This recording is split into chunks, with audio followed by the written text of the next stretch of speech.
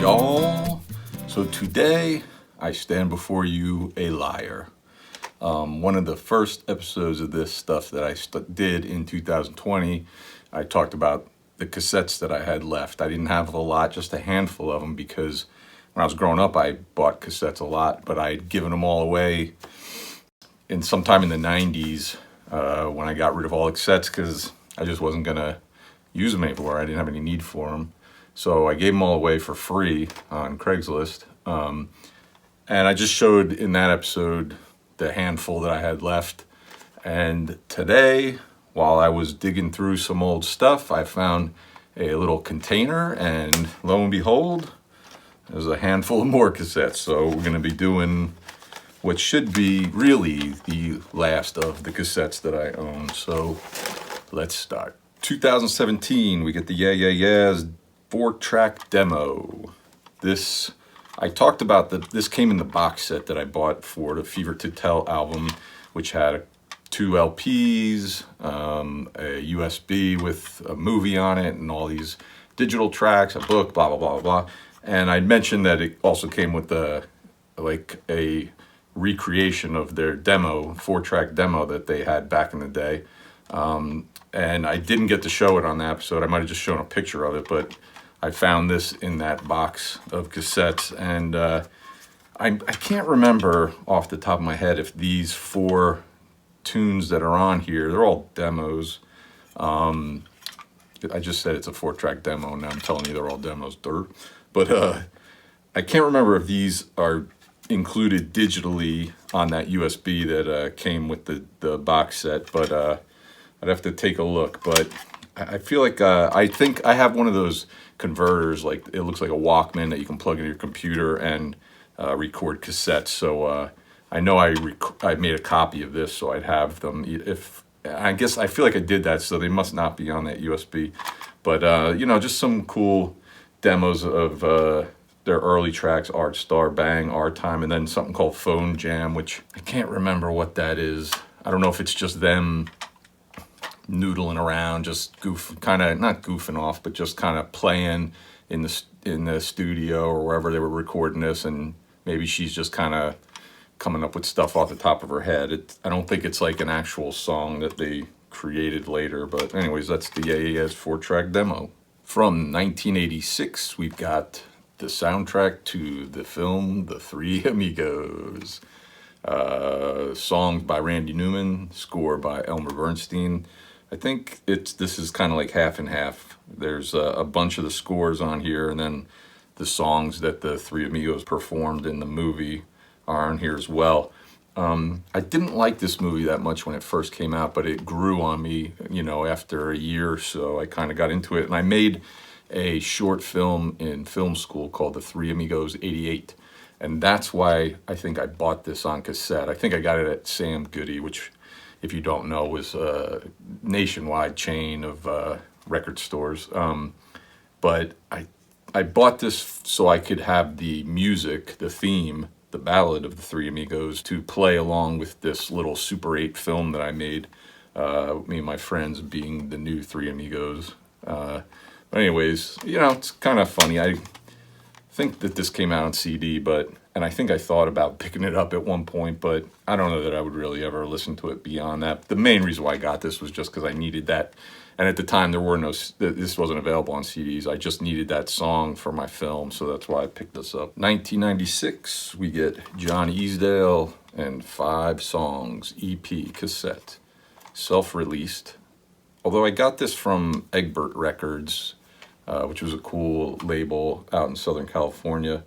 I think I bought these songs ended up on his solo release that Egbert released called Brightside, and before that there was it wasn't an EP, a CD release of Brightside, like a different version of it with some different tracks and stuff.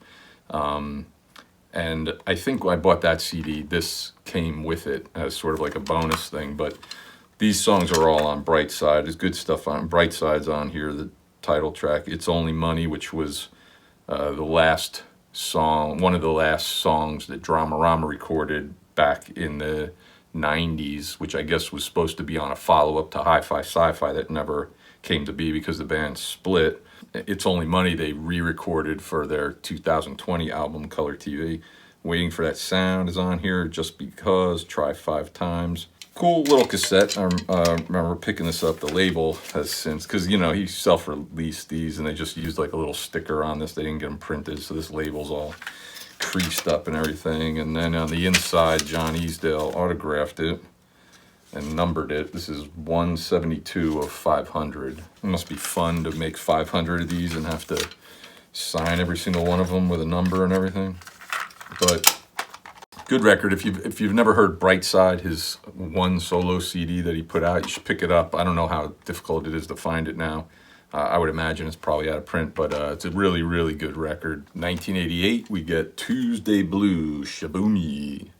This was the only release by Tuesday Blue. I bought this cassette for the song Love Me Simple, which I first heard and heard quite often on a really great radio station we used to have around these parts called FM 106.3. If you're familiar with Matt Pinfield, who hosted stuff on MTV and VH1 and he's been around the block, so to say. He was like the program director, station manager at FM 106.3 before he went into television.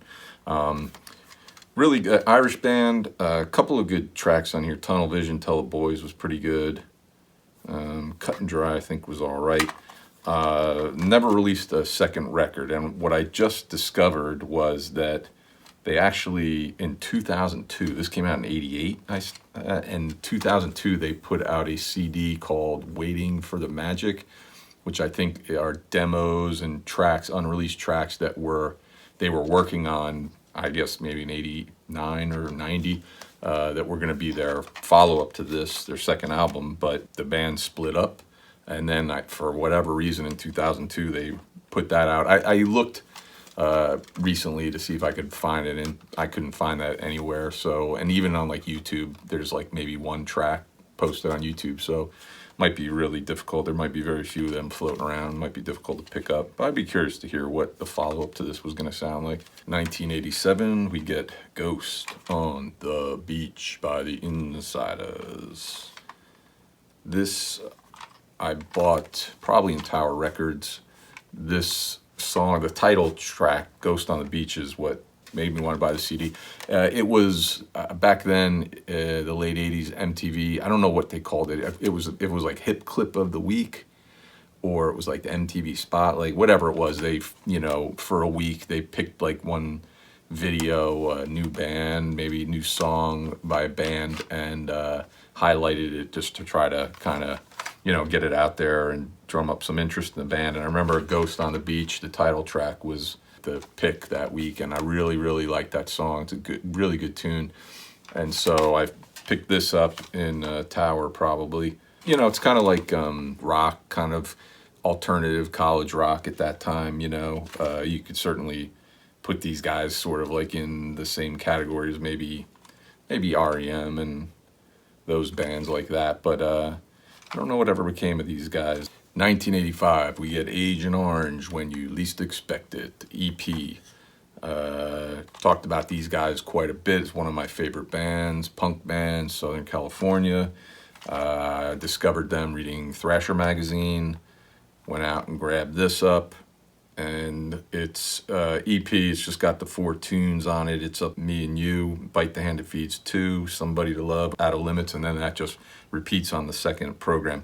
If you buy this on CD, there's actually like, I think 2 or 3 other tracks included on the CD version.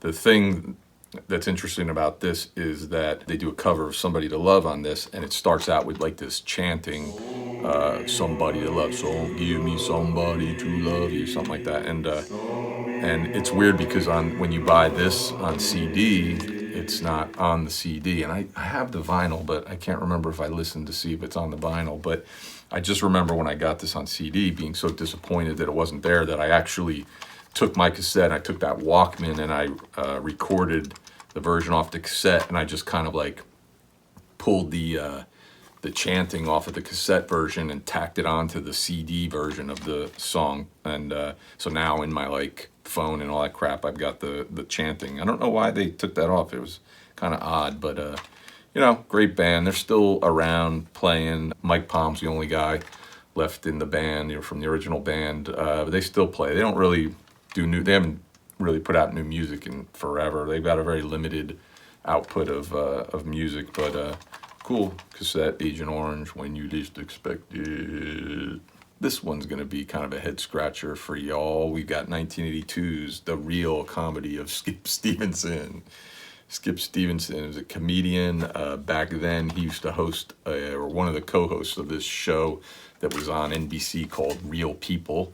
I think it's on Prime. I think you can watch it on Prime, but it was kind of one of those shows. It was sort of like a quasi comedy show. They'd go do like remote segments with people like maybe had some weird collection or whatever, just kind of this oddity. I think the producers now kind of refer to it as like the first reality show, but I wouldn't, it wasn't that. You know, when you think reality show, you think people like in their house screaming and hollering at each other, but it wasn't that. It was like a studio setup, and the host would just throw it to these remote pieces, you know, filmed across the United States. But this is a stand-up comedy album recorded very live on good old Laugh Records.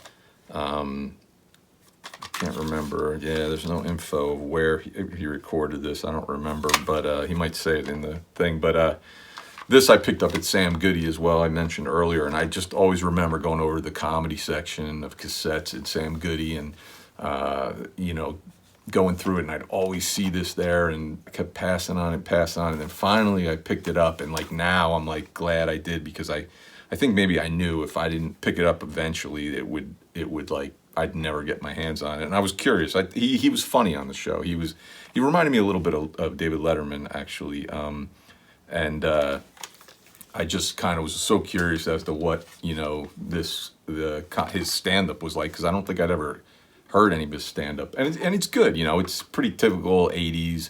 I mean, it's funny because on The Real People, it was like on NBC at like 8 o'clock, so it was very family-oriented, PG, you know, and then you listen to this, and he goes into drugs and shit like that. He passed away a while back, and I don't remember exactly what it was from. I hate to think maybe it was drugs, but I can't quite remember. But he did pass away a number of years ago, unfortunately, but kind of a weird little thing, kind of cool to have it. And again, same thing like I talked about before. I took that little Walkman and I digitized this, so I have it on you know, on the computer to listen to. From 1976, but this is a reissue from '91. It's the Saturday Night Live, Not Ready for Primetime Players cassette.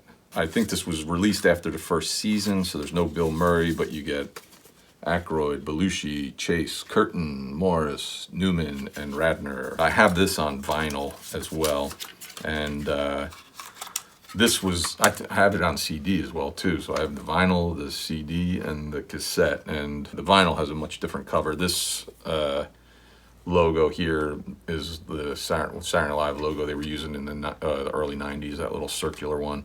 But, you know, it's basically just clips from the show, random stuff, maybe some song stuff, some monologue segments, some news segments, fake commercials and stuff. But I was a huge fan of this show growing up and beyond growing up. And so I saw this, I picked it up. Like I said, I have the vinyl, the CD, and the cassette. The cassette was the first one that I picked up. But, you know, it's kind of a cool little capsule of the early original Saturday Night Live gang. 1985, we get the Models, Out of Mind, Out of Sight. Kind of rock, new wave. You know, they're from Australia. They're contemporaries with In Excess. They kind of have a similar sound, I think, as In Excess. You know, cool. The Out of Mind, Out of Sight, the title track, I remember, I don't know if I saw like the video or just heard it on the radio. It was like a modest hit in America. I think it got into the top 40 on Billboard. So I might have been on the radio that I heard it on. So I went out. I really liked that song. Went out and picked up the cassette here. It's interesting because the whole album, which is 10 tracks, are all on side one of the cassette. And then side two are bonus tracks, like some remix versions of the songs on the album and a couple of unreleased track, or tracks that aren't on the album, maybe like kind of quasi B-sides or perhaps or something. So it was so odd to see like the whole, it just blew my mind. I remember at the time getting this, that you could even do that you could even put the whole, and it's not like they're all like punk songs where they're like, they could be like, oh, well, each song's only a minute and a half long or 2 minutes. Sure, you could fit it all on side one. They're not really like that. So I remember blowing my mind that the whole album was on the first side, and the side two was just bonus stuff, because like I said, I'd never seen that before.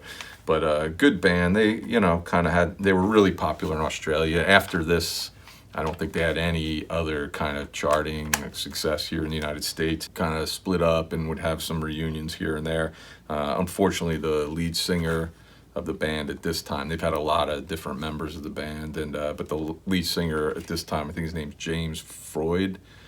He had passed away in 2010. He wrote a couple of books. I guess he had some issues with some substances, and I guess had been in rehab, this and that, and wrote a few books, wrote like 2 books about his troubles, his experiences and stuff. But unfortunately, he passed in 2010. I think the band still is somewhat active down there, but don't really hear from them too much up here anymore. But good record if you've never heard them, if you like In Excess and just that like 80s kind of, rock, kind of new wave stuff. It's worth checking out. I pretty much can assure you I'm not going to come back with another episode of Cassettes Finding More, because I'm sure that is it. And it's funny because I may have even mentioned it in the first episode. I think especially the Agent Orange one, I was like, I knew I didn't give that one away. I knew I had it, but it just wasn't with my cassettes, so I just assumed maybe I did give it away. I didn't remember. So when I found these, I was just like, oh yeah, I completely forgot I kept all this stuff. So anyways, that's it for this time. I appreciate you watching. Please like, subscribe. By all means, leave me some comments. Let me know what you think about these bands, these albums. Would love to hear what you think of it. Just let me know if you know Skip Stevenson, or if you know what happened to him or anything like that. And by all means, keep watching. We'll see you next time.